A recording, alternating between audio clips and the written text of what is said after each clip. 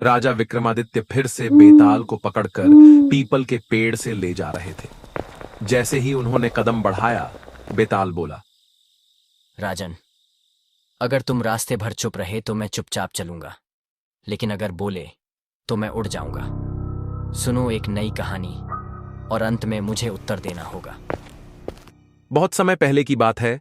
राजपुर नामक नगर में एक धनी व्यापारी था, सेठ रघुनाथ। उसके पास धन तो बहुत था, पर बेटा नहीं था। एक दिन भगवान ने उसकी सुन ली। एक पुत्र हुआ, नाम रखा अर्जुन। अर्जुन बड़ा हुआ तो पिता ने उसे पढ़ने के लिए काशी भेजा। लेकिन कुछ सालों बाद बुरी खबर आई, रघुनाथ की हत्या हो गई। अर्जुन लौटा और देखा, पिता के कमरे से सारे गहने गायब थे। नौकर चाकर बोले, राजा के सैनिक आए थे तलाशी लेने, और फिर सेठ जी गायब हो गए। पर अर्जुन को यकीन था, राजा निर्दोष है। अर्जुन ने गुप्त रूप में जांच शुरू की। सेठ का पुराना नौकर हरिया हाल ही में अमीर हुआ था। राजा के दरबार में मंत्री सोमेश्वर ने नया महल बनवाया था।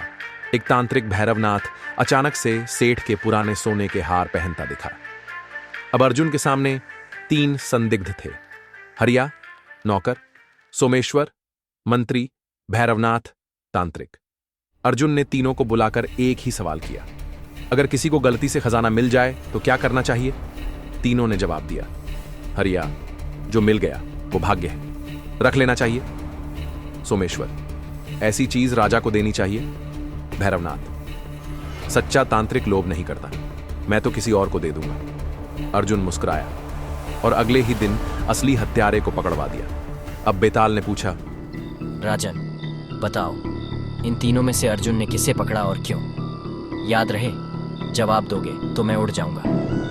विक्रम ने उत्तर दिया, बेताल, अर्जुन ने हरिया को पकड़ा क्योंकि उसके उत्तर में ही लोभ झलक रहा था। सोमेश्वर और भैरवनाथ ने कम से कम धर्म या त्याग की बात की, लेकिन हरिया ने साफ कहा कि जो मिला वो रख लेना चाहिए, यानी उसे लालच का कोई पछतावा नहीं। बेताल हंसा और उड़ गया। राजन, तुमने फिर जवाब दिया, अब मैं चला। और वो फिर उड़ गया पेड़ की ओर।